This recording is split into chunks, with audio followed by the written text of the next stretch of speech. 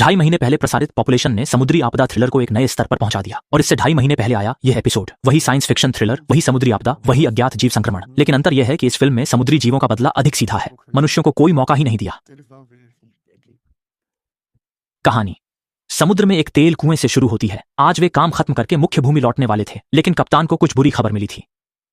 Keels स्काईवर्म report नहीं कर रहा है। हम अभी नहीं जानते कि यह कितना गंभीर है। तुरंत कप्तान ने सभी की बैठक बुलाई, लेकिन बैठक आधी भी नहीं हुई थी। जब पूरे कमरे की बिजली व्यवस्था खराब हो गई, कप्तान ने सभी को आपातकालीन प्रक्रिया शुरू करने का आदेश दिया, लेकिन नियंत्रण कक्ष ने पाया कि सभी बिजली प्रणालियां फेल हो गई हैं और समुद्र तल पर एक कुआं भी खराब हो गया था। बचाव के लिए वे तुरंत पनडुब्बी से जांच करने गए। साथ ही नियंत्रण कक्ष ने बैकअप बिजली चालू की और ड्रिलिंग के लिए बैकअप जहाज को बुलाया, लेकिन कितना भी पुकारने पर जहाज से कोई जवाब नहीं मिला और इस समय उनका पूरा ड्रिलिंग प्लेटफॉर्म हिलने और अस्थिर होने लगा। कप्तान को खराब कुएं को बंद करना पड़ा। सब कुछ सामान्य हो गया लगा जवाब न देने वाले बैकअप जहाज के लिए। कप्तान भी प्लेटफॉर्म पर आए देखने की क्या हुआ, लेकिन तभी पूरा ड्रिलिंग प्लेटफॉर्म फिर से जोर से हिलने लगा, जैसे कुछ प्लेटफॉर्म की नींव को हिला रहा हो। हालांकि खतरनाक लग रहा था, हिलना कुछ मिनटों में रुक गया, लेकिन जब सब कमरे में लौटने लगे, उन्होंने देखा कि दूसरे कुएं की दिशा से घना कोहरा रेगिस्तानी तूफान की तरह तेजी से आ रहा था। अचानक पूरा ड्रिलिंग कुआं एक अजीब घने कोहरे से घिर गया, जिसके आने के साथ ही सभी संचार उपकरण खराब हो गए। कप्तान ने सोचा कि शायद सिग्नल टॉवर का रिसीवर खराब हो गया है, इसलिए उसने मरम्मत के लिए बाजी नामक युवक और एक मास्टर को भेजा। जैसे जैसे बाजी ऊपर चढ़ता गया, वह ऐसी जगह पहुंचा जहां से न ऊपर दिखता था न नीचे। उसने मास्टर को पुकारा, पर कोई जवाब नहीं मिला। कोहरे से डरा होने के बावजूद जल्दी वहां से निकलने के लिए उसने आगे बढ़ने का फैसला किया। डरकर बाजी वापस जाना चाहता था, लेकिन तब तक मास्टर उसके पीछे आ चुका था। मजबूरन उसे मास्टर के साथ आगे बढ़ना पड़ा। अनजान की सिग्नल टॉवर उनके टॉवर के शीर्ष पर पहुंचकर जांच करने पर उन्हें पता चला कि सिग्नल टॉवर में कोई खराबी नहीं थी। वापस जाते समय बाजी से अचानक डिटेक्टर गिर गया। जब वह डिटेक्टर उठाने झुका तो उसने बगल में एक मृत समुद्री पक्षी देखा। नीचे इंतजार कर रहे कप्तान को ऊपर से कुछ अजीब आवाजें सुनाई दी। कप्तान ने तुरंत डॉक्टर को बुलाया। जांच के बाद पता चला कि बाजी अभी भी जीवित था, इसलिए उसे तुरंत मेडिकल रूम ले जाया गया। उसी समय रॉस नामक कर्मचारी ने दौड़कर कप्तान को बताया कि हालांकि उन्होंने अपने ड्रिलिंग कुएं की पाइपलाइन बंद कर दी थी, तट तक कच्चा तेल पहुंचाने वाली पाइपलाइन में कोई दबाव समस्या नहीं थी, इसलिए अन्य कुएं अभी भी काम कर रहे होंगे। लेकिन अजीब बात यह थी कि उपकरणों पर दिख रहा था कि सभी ड्रिलिंग कुएं काम करना बंद कर चुके हैं। यहाँ के डॉक्टरों ने जांच से पाया कि बाजी में अभी जीवन है, लेकिन गंभीर आंतरिक चोटों के कारण उसे तुरंत सर्जरी की जरूरत है। पर जहाज पर ऐसी कोई सुविधा नहीं है, इसलिए वे केवल थोड़ा सलाइन लगा सकते हैं। बचेगा या नहीं, यह भाग्य पर निर्भर है। डॉक्टर केट देखता है कि वह बाजी को ठीक कर सकता है, लेकिन परिस्थितियां उसकी मदद नहीं कर रही। शर्मिंदा होकर वह बाहर सांस लेने जाता है, लेकिन जैसे ही वह गलियारे में पहुंचा, रोशनी अचानक अजीब हो गई। सामने बूढ़े आदमी हटन है, बाजी के चाचा। भतीजे की जान खतरे में देखकर वे परेशान हैं, इसलिए उन्होंने केट को धमकाने का फैसला किया, लेकिन उन्हें नहीं पता था कि उनका लापरवाह व्यवहार सबको नुकसान पहुंचाएगा। और इधर सबके जाने के बाद बाजी अचानक जाग गया। इस समय हटन, जिसे एक महिला ने पीटा था, नाराज होकर कमांडर के पास पहुंचा। उसने धमकी दी कि तुरंत हेलीकॉप्टर बुलाकर उन्हें यहाँ से निकालो, लेकिन हर समझदार व्यक्ति जानता है कि वे संपर्क से बाहर हैं और यहाँ से नहीं जा सकते। कमांडर ने हटन को डांटने के बाद गुस्से में वहां से चले गए, लेकिन उन्हें नहीं पता था कि उनके जाने के बाद हटन ने उनकी मेज पर एक जरूरी दस्तावेज देख लिया। फिर उसने यह भूलकर कि वह सिर्फ एक साधारण कर्मचारी है, झूठ बोला कि हेलीकॉप्टर ने कहा कि कमांडर ने उसे मंच पर बुलाया, क्योंकि दस्तावेज में लिखा था कि ड्रिलिंग कुआं बंद होने वाला है। कमांडर ने उन्हें बताया कि वे सिर्फ दैनिक छुट्टी पर हैं। उन्होंने दस्तावेज की बात इसलिए नहीं बताई क्योंकि वे सबको समय देना चाहते थे, क्योंकि यह ड्रिलिंग कुआं बहुत पुराना हो चुका है और लंबे समय के निष्कर्षण के बाद समुद्र तल का तेल लगभग खत्म हो गया है। इसलिए इस काम के बाद कंपनी यहां बंद करने की योजना बना रही है। मूल रूप से वे सबके घर जाने के बाद यह बताने वाले थे, लेकिन उन्हें इस अजीब कोहरे का सामना एक पल वह कर्मचारियों को सांत्वना दे रहा था और अगले ही पल आसमान से भारी मात्रा में राख गिरने लगी, जैसे कोई उनके सिर पर कागज जला रहा हो। उसी समय गंभीर रूप से घायल बाजी अपने दर्द के बावजूद मंच पर आ पहुंचा। बाजी की बातें सबको समझ नहीं आई, लेकिन उसकी सुरक्षा के लिए उन्होंने ज्यादा सवाल नहीं किए और उसे वापस ले गए। हालांकि किसी ने बाजी की बातों पर ध्यान नहीं दिया। रॉस नामक एक तकनीशियन, जब वे बाजी को मेडिकल रूम वापस ले जा रहे थे, रॉस ने पूछा कि उसका क्या मतलब था, लेकिन बाजी ने कहा कि अब उसके दिमाग में बहुत शोर है। वह समुद्र देखता है, कोहरा देखता है और वह चीज देखता है। वह चीज मैं उसे बता रहा हूँ क्या करना है। काला कोहरा राख से मिला था, जिससे सभी लोग घर में हटन को और परेशानी करने से रोकने के लिए कप्तान ने उसे कमरे में बंद होकर सो गया। लेकिन रॉस और दूसरों के जाने के बाद बज जाग गया और उसका टूटा हुआ हाथ फिर से जुड़ गया। उसी समय मनोरंजन कक्ष के कर्मचारियों ने देखा कि बैकअप नाव जो पहले जवाब नहीं दे रही थी, संकेत भेज रही। जहाज क्या कहना चाहता है यह जानने के लिए कप्तान ने लेख नामक कर्मचारी को संकेत रिकॉर्ड कोड को समझने पर उन्हें पता चला कि जहाज मदद मांग रहा है। जवाब देने के लिए कप्तान ने प्रतिक्रिया रोशनी जलाने का आदेश दिया। इतने थोड़े समय में बज फिर से जाग गया और इस बार उसकी अंधी आंखें फिर से देख सकती थीं। यहां तक कि हड्डी दिखने वाले घाव भी तेजी से भरने लगे थे। हैरान बज ने जल्दी से सर्जरी डिस्क उठाई अपनी आंखें देखने के लिए, पर तभी उसने कुछ भयानक देखा। फिर बज कपड़े कक्ष में भागा और एक वर्दी पहनी, पर जैसे ही वह बाहर जाने लगा उसे दांत में दर्द हुआ और उसने अपने नकली दांत बाहर थूक दिए, जैसे उसका शरीर उन्हें अस्वीकार कर रहा हो। इधर प्लेटफॉर्म पर मोर्स कोड रिकॉर्ड करने वाला लेख भी अंदर आया। धूल से सना हुआ वह नहाने जा रहा था, पर जैसे ही उसने कपड़े उतारे उसके शरीर से कोई तरल बाहर निकला। तुरंत उसने देखा कि उसके टैटू फीके पड़ने लगे थे और फिर नाखूनों के नीचे से खून निकलने लगा। उसी समय बजे एक कमरे में पहुंचा और कांच पर अजीब आकृतियां बनाने लगा, जिसे एल्विन नामक कर्मचारी ने देख लिया। एल्विन आया और पूछना चाहता था कि क्या हो रहा है। बज ने कहा कि उसका सिर शोर से भरा है और कुछ विचार जो उसके अपने बज ने यह भी कहा कि उसे दिखाने की कोशिश कर रहे हैं, लेकिन इस चीज ने उसकी जैसे जैसे बज बोलता गया कमरे की रोशनी टिमटिमाने लगी। रोशनी में बदलाव देखकर बज ने कहा कि उसमें कुछ है। बज बहुत डरा हुआ लगा और कमरे से बाहर चला गया। सिर्फ एल्विन को भ्रमित चेहरे और अजीब घेरे जो यहाँ बंद नहीं होना चाहता था। उसने उसी समय रात के खाने का वक्त था और रिक का दोस्त उसके लिए खाना लाया था, लेकिन जब वह कमरे में घुसा तो उसने जब डॉक्टर केट और अन्य लोग पहुंचे उन्होंने पाया कि रिक अत्यधिक रक्तस्राव से मर चुका था और उसके शरीर पर 10 साल पुराने टैटू अचानक फीके पड़ गए थे।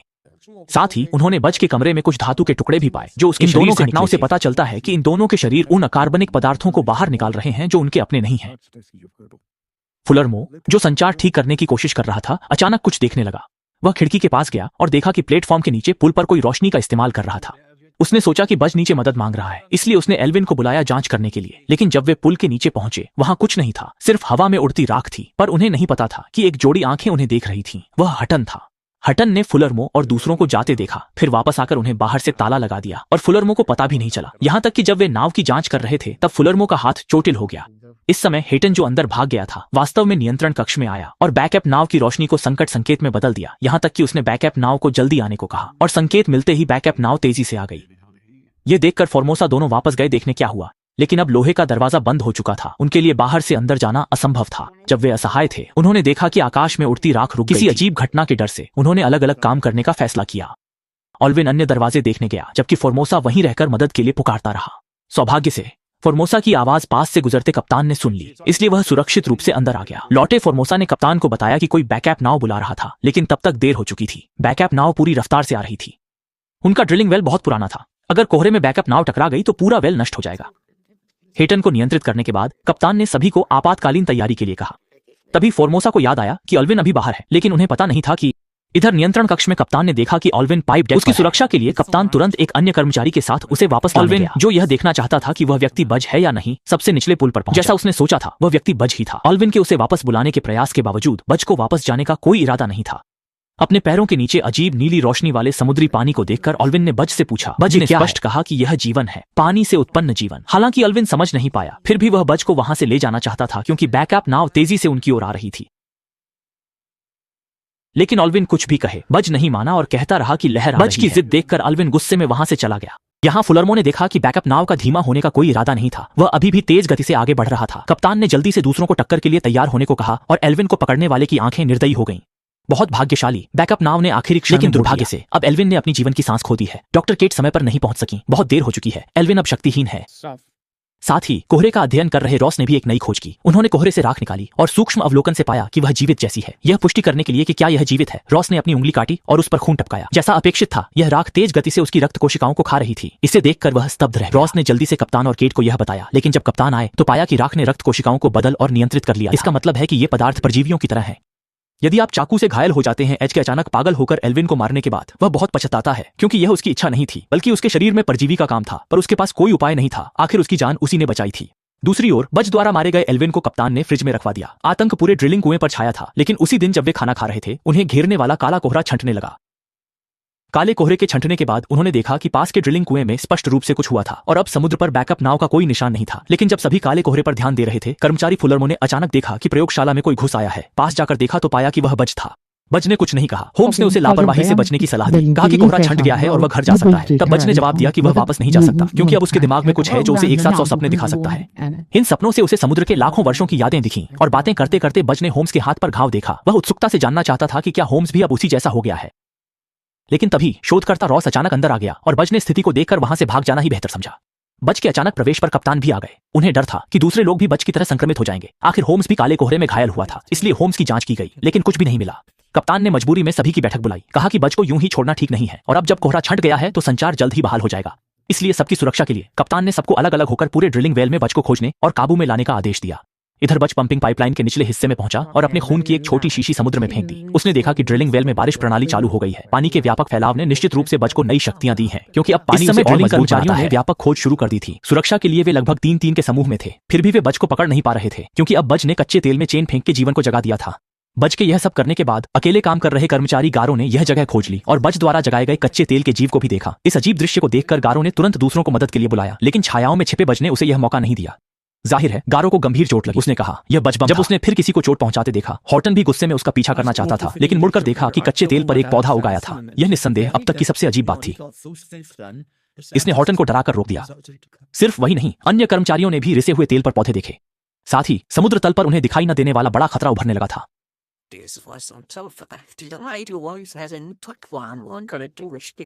इन हिंसक झटकों के साथ एक कर्मचारी ने देखा कि गारो के साथ उसने गारो को अपनी बंद मुट्ठी खोलने को कहा। गारो को भी एहसास हुआ कि वह अब छिपा नहीं सकता, इसलिए कर्मचारी के असावधान होने पर भाग गया। इस समय पूरी ड्रिलिंग में फिर से जोरदार झटके लगने लगे, जिससे प्राकृतिक गैस नोजल की लौ भी बुझ गई। नियंत्रण कक्ष का सिस्टम भी गंभीर रूप से खराब हो गया। मजबूत कप्तान ने मरम्मत का जोखिम उठाया, लेकिन जब वह नियंत्रण कक्ष के प्रबंधन में व्यस्त था, तब नीचे के 8 पात्रों ने कार्रवाई कर्मचारी को 8 पात्रों के पीछे चुपके से जैसे ही वह अंदर घुसा, उसने पाया कि कमरा पहले से ही विभिन्न पौधों से 8 पात्र भी कच्चे तेल में उगे पौधों के साथ खेल रहे थे। डेंगलिन के आने पर वह बिल्कुल नहीं घबराया, क्योंकि यह उसका क्षेत्र था। 8 पात्र ने कहा कि वह उन्हें महसूस कर सकता है। उसने कहा कि उसने लहरें, समुद्र, समुद्र तल और पुरानी भूमि देखी है, और ये सब डेंगलिन साल पहले। वह नहीं समझ पा रहा था कि 8 पात्र क्या कह रहे हैं। वह बस जल्दी से उन्हें लेकर वहां से निकलना चाहता था। तभी 8 पात्र को फिर से सिरदर्द होने लगा। सिरदर्द के बाद 8 पात्र ने कहा कि वह दर्द में है, वह मर रहा है और सब। लेकिन डनलिन इन बातों को बिल्कुल नहीं समझ पा रहा था, इसलिए वह अभी भी बांस से उसके साथ जाने की प्रार्थना कर रहा था। ठीक इसी समय अंधेरे से गारो फिर से बाहर आया, जो स्पष्ट रूप से दिखाई दे रहा था। अब गारो बांस के खेमे में शामिल हो गया है, और बांस का हमला उसे अपने पक्ष में खींचने के लिए था। कर्टन बांस के पीछे गए और वे डनलिन लौट आए, लेकिन वे न केवल बांस को वापस नहीं ला सके, बल्कि एक और व्यक्ति को खो दिया। कप्तान के पास उस पेट हाउस को बंद करने के अलावा कोई विकल्प नहीं था। इधर रॉस और होम्स ने बिजली व्यवस्था ठीक कर ली थी, लेकिन अब बुरी खबर यह है कि प्राकृतिक गैस की लौ बुझ गई है। यह निश्चित रूप से एक अत्यंत खतरनाक संकेत है, क्योंकि प्राकृतिक गैस बहुत ज्वलनशील है। अगर हवा की दिशा बदली और गैस प्लेटफॉर्म पर पहुंची, तो एक छोटी सी चिंगारी पूरे ड्रिलिंग रिग को तबाह कर सकती है। इस समय उन्हें बांस या गारो की चिंता नहीं थी, सबसे जरूरी था लौ को फिर से चलाना। लेकिन उन्होंने पाया कि रिमोट इग्निशन सिस्टम कंपन से क्षतिग्रस्त हो गया था, और इसे जल्दी ठीक नहीं किया जा सकता था। एकमात्र तरीका था मैनुअल रूप से फ्लेयर गन से आग जलाना, लेकिन यह जान जोखिम में डालना था, क्योंकि हवा की दिशा बदलने पर आग जलाने वाला व्यक्ति जब सभी लोग असहाय थे, तब होम्स आगे आया। फिर होम्स क्रेन पर चढ़ गया। ऐसा इसलिए क्योंकि फ्लेयर गन का निशाना स्थिर था, इसलिए उसे आग जलाने के लिए करीब जाना पड़ा। एक टीम तुरंत उसे बचाने दौड़ी, लेकिन तब तक होम्स बुरी तरह जल चुका था और बेहोश हो गया था। उन्होंने उसे अस्पताल पहुंचाया, और अब जब वे सुरक्षित थे, तो उन्होंने फिर से बांस और अन्य लोगों को बताया कि डनलिन ने बांस में क्या सुना था। कप्तान शांत रहा, लेकिन रॉस के जाने के बाद वह फिर चिंतित हो गया। उसी समय बांस को भयंकर सिरदर्द होने लगा। इस बार उसे गहरे समुद्र से कोई निर्देश मिला। वह जानता था कि उसे क्या चोट पहुंचा रहा है। यही है जिसका उपयोग हम पर हमला करने के लिए किया। हमें इसे हटाना होगा, हमें इसे वापस खरीदना शुरू करना होगा। अंत में जानकर कि गहरे समुद्र में उसके जीवन को क्या नष्ट कर रहा था, बांस ने गारो को पंपिंग वाल्व बंद करने को कहा। हालांकि उन्होंने सभी वाल्व बंद कर दिए, समुद्र तल में पाइपों का दबाव अभी भी बहुत अधिक था। अगर यह जारी रहा, जलाशय का सारा दबाव यहां आ जाएगा और पाइपलाइन फट सकती है। उसके जीवन को सीधा खतरा होगा। एकमात्र समाधान है ड्रिलिंग रिग को मूल रूप से हल करना। यहां जला हुआ होम्स भी जाग गया था। हालांकि जलन गंभीर थी, वह ज्यादा प्रभावित नहीं लग रहा था। रॉस ने अपनी चिंता छोड़ दी। तब केट और डनलिन, वे तीनों बांस के व्यवहार पर चर्चा करने लगे। आखिरकार वे अब और भी रहस्यों का सामना कर रहे थे। बांस के मुंह में वह कौन है? वह मानवता को नियंत्रित क्यों करना चाहता है? क्या वह आत्मरक्षा कर रहा है या मानवता को नष्ट करना चाहता है? कच्चे तेल में अजीब पौधे क्यों उगते हैं? राख में पैकेट क्या है? वे अभी तक नहीं जानते। क्या ड्रिलिंग कार्यों ने समुद्र तल पर सोए प्राचीन जीवों को जगा दिया है? जब वे चर्चा कर रहे थे, होम्स खड़ा हो गया। हालांकि वह गंभीर रूप से जला हुआ था, होम्स आसानी से बिस्तर से उठकर कपड़े पहन सका। केट और अन्य लोगों ने उसे देखा, लेकिन वे आश्चर्यचकित नहीं थे। रॉस ने होम्स से मदद मांगी। फिर वे राख का अध्ययन करने प्रयोगशाला गए, लेकिन शोध अभी भी बेनतीजा था। हालांकि जब वे चर्चा कर रहे थे, होम्स ने अनजाने में कागज पर गोल घेरे बना दिए।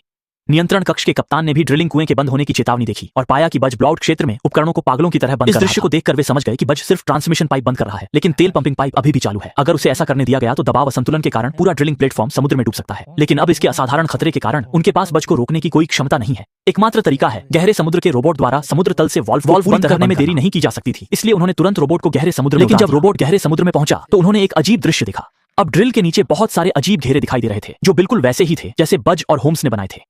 लेकिन अब वे इतना नहीं सोच सकते। वाल्व बंद करना ही सबसे महत्वपूर्ण है। अच्छा है कि अब समुद्र तल पहले जैसा नहीं दिख रहा है। उन्होंने आसानी से वाल्व बंद कर दिया, और जैसे ही वाल्व बंद हुआ, वे फिर से इन अजीब घेरों के बारे में सोचने लगे। क्या उन्होंने वाकई गहरे समुद्र के प्राचीन बुद्धिमान जीवों को जगा दिया है? वाल्व बंद होते देख बज और अन्य लोग भी घबरा गए, लेकिन तकनीशियन न होने के कारण वे कुछ नहीं कर सकते थे। चिंता में बज को अचानक होम्स याद आया, क्योंकि पूरे ड्रिलिंग कुएं में वही इस सिस्टम को सबसे अच्छे से जानता था। और अब होम्स भी अजीब घेरे देखकर घबरा गया था।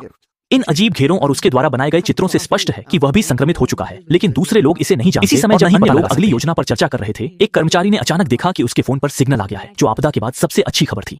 कप्तान ने तुरंत तटरक्षकों को मदद के लिए बुलाया, और अन्य लोग भी दौड़े और इंटरनेट पर कई जहाजों की खोज करने लगे। हालांकि कप्तान ने तटरक्षकों को बुलाया, लेकिन सिग्नल रुक रुक कर आ रहा था और ठीक से बात नहीं हो पा रही थी, और उनकी तरफ कुछ अजीब घटना हो रही थी।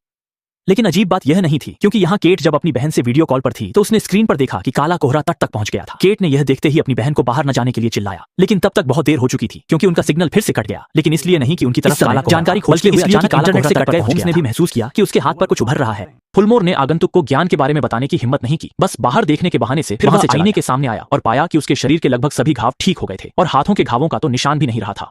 रॉस द्वारा पकड़े जाने पर फुलमोर ने कुछ नहीं छिपाया, उसने सब कुछ बता दिया, अपनी नहीं यादें देखना और अपनी नहीं आवाजें सुनना।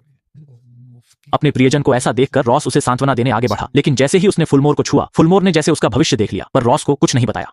इधर शंघाई पुलिस से संपर्क न कर पाने वाले कप्तान ने एक और बैठक बुलाई, पूछा क्या किसी को मदद मिली, पर सब चुप रहे। वे बस परिवार से संपर्क में थे। उन्होंने कर्मचारियों को ढांढस बंधाया और बचाव का इंतजार जारी रखा। बैठक के बाद रॉस भी फुलमोर को देखने वापस जाने लगा, लेकिन कमरे में पहुंचने पर उसे सिर्फ फुलमोर का छोड़ा हुआ पर्चा मिला। इस समय पर्चा छोड़कर फुलमोर बाज के निकॉन कमरे की ओर जा रहा था, लेकिन उसकी चाल कोटर ने अनजाने में देख ली और रॉस भी दौड़ता हुआ आ गया। वे फुलमोर का पीछा करते हुए निकॉन के कमरे तक पहुंचे। केट जो अभी वहां आई थी ने अजीब छायाएं देखी। वहां पौधे उगे थे, हवा में बंस जैसे चमकते पदार्थ तैर रहे थे जो केट के प्रति बहुत मित्रवत थे, जैसे वे उसके शरीर के रहस्य जानते हों। लेकिन पीछे से आए रॉस ने उसे ज्यादा देर रुकने नहीं दिया। वह केट को निकॉन के कमरे से बाहर ले आया और जैसे ही वे बाहर निकले, टनलिन को अचानक कुछ दिखाई दिया। ध्यान से देखने पर वह जहाज की सर्च लाइट जैसा लग रहा था। उन्होंने सोचा कि मुख्य भूमि से कोई उन्हें लेने आया है, इसलिए सभी अपना सामान समेटने कमरों में लौट गए और इधर बाज ने भी उनके आने का एहसास किया। और कुएं पर मौजूद लोग बहुत खुश थे कि उन्हें लगा कि किनारे पर मौजूद बचाव दल उन्हें बचाने आया है। लेकिन जब रोशनी करीब आई तो उन्हें पता चला कि यह सिर्फ एक और कुएं की बचाव नाव थी, इसलिए उन्हें इन लोगों को बचाव नाव से निकालना पड़ा। सामने खड़े किर्क नाम के आदमी ने आते ही पूछा कि नियंत्रण कक्ष कहां है, और वह कुछ बड़बड़ा रहा था कि समय नहीं है। और जब देखा कि वह कंपनी का प्रबंधक है, रॉस उसे नियंत्रण कक्ष ले गया। वह किर्क से पूछना चाहता था कि समय नहीं है का क्या मतलब है, लेकिन किर्क ने उसके सवाल का जवाब नहीं दिया, बल्कि आदेश दिया कि अगले कुएं का निर्देशन वह करेगा। कप्तान इस घमंडी व्यक्ति के सामने लाचार था। आखिर वह लोगों को मार सकता था, लेकिन अजीब बात यही हुई। टनलिन ने बचे हुए कर्मचारियों की गिनती के लिए आंतरिक प्रणाली में उनकी व्यक्तिगत जानकारी खोजी, लेकिन जब उसने किर्क का नाम डाला तो सिस्टम ने दिखाया कि ऐसा कोई व्यक्ति नहीं है। और इससे भी अजीब बात यह थी कि जब कोई नहीं था, किर्क चुपचाप कप्तान के कार्यालय में घुसकर सब कुछ उलट पुलट कर रहा था। स्पष्ट था कि उसका कोई गुप्त मकसद था। इधर डनलिन ने खाना खाते समय ईस्ट नामक कर्मचारी को बताया कि उसे किर्क के बारे में कोई जानकारी नहीं मिली, क्योंकि किर्क के साथ आया हैरी उसका दोस्त था, इसलिए उन्हें लगा कि शायद हैरी से कुछ पता चल सकता। वाकई हैरी ने बताया कि किर्क एक अस्थायी खाते का इस्तेमाल करता था और हर दिन काम खत्म होने के बाद सिस्टम से अपने रिकॉर्ड मिटा देता था। हालांकि वे जानते थे कि यह नियमों के खिलाफ है, लेकिन किर्क कंपनी का प्रबंधक था, इसलिए किसी की हिम्मत नहीं हुई ज्यादा सवाल करने की। इधर किर्क को भेजने वाले रॉस ने फिर से स्थिति का अध्ययन शुरू किया और तभी केट भी उसके पास आई। केट ने रॉस को बताया कि उसे लगता है कि वे पैकेट खतरनाक नहीं है, क्योंकि कल के स्पर्श से इन पैकेट को स्पष्ट रूप से अपने गर्भवती होने का एहसास। उन्होंने न केवल खुद को चोट नहीं पहुंचाई बल्कि बच्चे को सुधारने की कोशिश की, लेकिन अब तक केवल केट ने ही उन्हें छुआ था। इन बंडलों का अभी अध्ययन किया जाना है। सबसे महत्वपूर्ण है पहले यह जानना कि ये वृत्त क्या है और क्यों होम्स ने मानवता को त्याग दिया। केट ने देखकर कहा कि क्या यह पेड़ के छल्ले जैसा है। एक शब्द ने सपने देखने वाले को जगा दिया। रॉस ने सुनते ही सोचा, हम मनुष्य समय को वर्षों, महीनों और दिनों से मापते हैं, लेकिन ये बंडल लाखों वर्षों से मौजूद है, इसीलिए एक सदी या 1000 साल भी उनकी दुनिया में एक पल जैसा है। इस समय कप्तान और किर्क भी वहां पहुंच गए। रॉस ने ज्यादा ध्यान नहीं दिया और कहा कि ये वलय उनके समय को रिकॉर्ड करने का तरीका है। रॉस की गणना से पता चला कि इन 5 वलयों के बीच का अंतर 5 प्रमुख विलुप्ति घटनाओं के समय से मेल खाता है, यानी ऑर्डोविशियन, नेपोनियन, पर्मियन, ट्राइसिक और क्रिटेशियस। और अंतिम अधूरा वलय हमारे वर्तमान युग का प्रतिनिधित्व करता है। अगर अंतिम वलय भी बंद हो जाए तो वह मानवता के अंत का समय होगा। तब किर्क ने कहा कि उनका पिछला ड्रिलिंग मनुष्यों के विस्फोटों से संक्रमित होने के कारण था। वह कप्तान से एक टीम मांगना चाहता था, लेकिन बात पूरी करने से पहले ही बाधित हो गया, क्योंकि अब तक इन बंडलों के कारण उनके 4 कर्मचारी खो चुके हैं, इसलिए वे और नुकसान नहीं उठाना चाहते। किर्क के पास छोड़ने के अलावा कोई विकल्प। किर्क के जाने के बाद वे चर्चा करने लगे कि आगे क्या करना है। अब होम्स भी निकिंग हाउस में बज और गारो से मिलने आया है। बज भी उसके बुलावे का जवाब देने से बहुत खुश था। होम्स का आना साबित करता है कि वह संक्रमित है, लेकिन अभी तक उसने अपने शरीर में बंडल कैंसर को पूरी तरह नियंत्रित नहीं किया पड़ा। उसने बज से पूछा कि उसे क्यों। बज ने कहा कि उसे गंभीर चोटें आई हैं और सामने की मशीन ही अपराधी है। चूंकि उसके और गारो के पास इस तकनीक का ज्ञान नहीं था, इसलिए उसने होम्स को बुलाया। बज ने यह भी कहा कि अगर वह मशीन को पुनः चालू कर सके तो वह उसके शरीर के बंडलों को नियंत्रित करने में वापस पाने के लिए होम्स मान गया। इधर किर्क को कर्मचारियों पर नियंत्रण नहीं मिला और वह इंतजार करने को तैयार नहीं था, इसलिए उसने कप्तान और रॉस की अनुपस्थिति में हटन सहित 3 कर्मचारियों को ढूंढ लिया। क्योंकि ये तीनों ड्रिलिंग छोड़ना चाहते थे, इससे किर्क को मौका मिला। उसने कहा कि उसके पास उन्हें यहां से निकालने का, लेकिन अब निकिंग हाउस बज के नियंत्रण में है, इसलिए छोड़ने के लिए निकिंग हाउस को साफ करना होगा। उसकी शर्तें ज्यादा नहीं थी, बस कार्गो रूम से कुछ गैस लेकर गुजरना था। थोड़ी देर बाद सिस्टम को निकिंग कमरे में छोड़ दिया जा सकता है। हालांकि वह नहीं जानता था कि कर्ट का उद्देश्य क्या था। घर जाने और अपने भतीजे बज को बचाने के लिए कर्टन ने आगे बढ़कर सहमति दे दी। किर्क की असली पहचान का पता लगाने के लिए डेंगलिन और अन्य लोगों ने भी हैरी के सहयोग से जानकारी इकट्ठा की, लेकिन जांच करने पर उन्हें पता चला कि कर्ट इन पैकेटों के अस्तित्व के बारे में लंबे समय से जानता था, लेकिन उसने सबसे छिपाकर अकेले काम किया था। हमें मैकगेंसन रॉबल्स को बताना होगा। इस समय हेस्टन और अन्य लोग पहले से ही किर्क के प्रलोभन में निकल चुके थे। किर्क के पासवर्ड से रासायनिक गैसें प्राप्त करने के बाद वे निकिंग हाउस की ओर बढ़ते रहे और यहाँ कर्ट भी कमांड रूम में आकर स्टाफ को हटाकर कोई सिस्टम चालू कर रहा था। जैसे ही हेस्टन और अन्य लोग पास आए, बज को भी पैकेटों के बीच जानकारी साझाकरण से उनके आने का पता चल गया, इसलिए उसने गारो को भी यह देखने के लिए बाहर भेजा कि क्या हुआ। लेकिन उनकी कार्रवाई धीमी पड़ गई, क्योंकि हेस्टन और अन्य लोगों ने पाइप में पदार्थ बदल दिया था और किर्क के साथ मिलकर अग्निशमन प्रणाली चालू कर दी थी। यह देखकर बज ने जल्दी से फुल्मो को गारो की मदद के लिए भेजा। अप्रत्याशित रूप से गारो हेस्टन और अन्य लोगों को ढूंढने आया था, लेकिन अग्निशमन प्रणाली से निकलने वाले पदार्थ उसके लिए घातक थे, जिससे उसे सांस लेने में तकलीफ हो रही थी। हेस्टन ने मजबूती से दूसरों को जगह छोड़ने को कहा। डेविड नामक कर्मचारी गारो को अपने साथ ले जाना चाहता था, लेकिन रसायनों के फैलने से वह खुद प्रभावित हुआ और उसे छोड़ना पड़ा। उसके जाने के बाद फुल्मो भी वहां पहुंचा, लेकिन गारो को जमीन पर देखकर उसने पाया कि पास के पौधे तेजी से मर रहे थे और उसे भी सांस लेने में कठिनाई होने लगी थी। फुल्मो ने कमजोर शरीर से अग्निशमन प्रणाली बंद करने की कोशिश की, लेकिन उपकरण लॉक था और वह इतना कमजोर था कि कुछ नहीं कर सका। इस समय नियंत्रण कक्ष में किर्क को केट ने देखा। वह पूछना चाहता था कि वह क्या कर रहा है, लेकिन किर्क ने न केवल जवाब नहीं दिया, बल्कि डर से निकेंग कमरे का दरवाजा बंद कर दिया। लेकिन उसे पता नहीं था कि डेविड अभी भी अंदर है। ऑक्सीजन खत्म होने से डेविड हमेशा के लिए वहीं रह गया। इधर डनलिन और दूसरों ने कप्तान को किर्क के बारे में बताया और यह जानकर वे तुरंत नियंत्रण कक्ष में आकर किर्क के कारनामे जानने के बाद रॉस बिना सोचे समझे निकेंग कमरे की वहां पहुंचकर उसने सांस रहित डेविड और अजीब तरह से सूखे पौधे देखे, लेकिन उसने ज्यादा ध्यान नहीं दिया और आगे बढ़ता गया। होम्स को जमीन पर देखकर रॉस ने जल्दी से अग्निशमन प्रणाली बंद की, फिर होम्स को जगाने की कोशिश की। अब जब उसने अग्निशमन प्रणाली बंद कर दी थी, बंडल और पौधे फिर से जीवित हो गए। होम्स जागने के बाद रॉस की मदद से बाहर निकल गया, लेकिन गैलो इतना भाग्यशाली नहीं था, वह हमेशा के लिए सो गया। हालांकि पौधों के बीच लेटा बच भी जाग गया।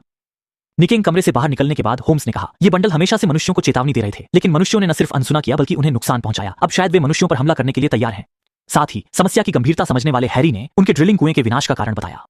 सिर्फ 2 दिन पहले किर्क ने अचानक ड्रिलिंग कर्मचारियों को गोदाम से रसायन निकालकर पाइपलाइन से समुद्र तल में छोड़ने का आदेश दिया, लेकिन रसायनों की मात्रा बढ़ने से उनके ड्रिलिंग कुएं में समस्या आ गई। इस कारण से कप्तान ने किर्क को कमरे में बुलाकर पूछताछ की और किर्क ने पूरे ड्रिलर को मारने के बारे में कुछ नहीं छिपाया। उसने सब कबूल किया, लेकिन पछतावा नहीं था, क्योंकि कंपनी को इन चीजों का पता बहुत पहले ही चल गया था। मूल रूप से वे इन चीजों को नियंत्रित करके उपयोग करना चाहते थे, लेकिन वे न सिर्फ नियंत्रित नहीं कर पाए बल्कि कई कर्मचारी संक्रमित हो गए और संक्रमण फैलने से उन्हें डर था कि तट पर मनुष्यों को खतरा होगा। इसलिए उन्होंने इन चीजों को समुद्र तल पर हमेशा के लिए कारण है कि वह रसायनों को छोड़ने के बजाय पूरे ड्रिलर के लोगों की जान जोखिम में डालना। उसके बयान को गलत नहीं कह सकता था, इसलिए वह फिर से रॉस की मदद मांगने गया, लेकिन अभी रॉस के शोध में थोड़ी ही प्रगति हुई थी और समाधान खोजने में अभी समय लगेगा। रॉस होम्स को प्रयोगशाला में वापस ले गया। वह जानना चाहता था कि होम्स इन चीजों के बारे में क्या सोचता है या उनकी यादों से कोई सुराग मिल सकता है, लेकिन होम्स अभी तक इन चीजों को पूरी तरह नहीं समझ पाया था, इसलिए उसके पास कोई उपयोगी सुराग रॉस ने देखा कि इस तरह कुछ नहीं होगा, इसलिए उसने तुरंत कार्रवाई करने का फैसला किया। उसने होम्स को बच की तरह इन पौधों से जुड़ने और साझा करने की कोशिश करने को कहा। जुड़ना जरूरी नहीं था, लेकिन जब वह जुड़ा तो उसने एक भयानक षड्यंत्र देखा। होम्स ने जो कुछ देखा था वह सब रॉस को बताया और यह भी कहा कि ये पूर्वज के वंशज एक अभूतपूर्व सुनामी ला रहे हैं। उसने ऐसा इसलिए किया क्योंकि उसे पता था कि मनुष्य उन्हें जहर देना चाहते हैं, इसलिए उन्होंने यह सब आत्मरक्षा के लिए। मानवता के पास 2 विकल्प हैं, या तो सहयोग करें या प्रतिस्पर्धा करें। स्पष्ट है, मानवता के लिए प्रतिस्पर्धा करना बेकार है, क्योंकि ये चीजें 10,000 वर्षों से मौजूद हैं और पूरे समुद्र में फैली हुई हैं। इन्हें नष्ट करना असंभव है। अब एकमात्र रास्ता समझौता है। लेकिन उनके आश्चर्य की बात यह थी कि उनकी बातचीत के दौरान किर्क ने क्रैकन योजना दिखाते हुए एक फोन निकाला और आपातकालीन योजना को सक्रिय कर दिया।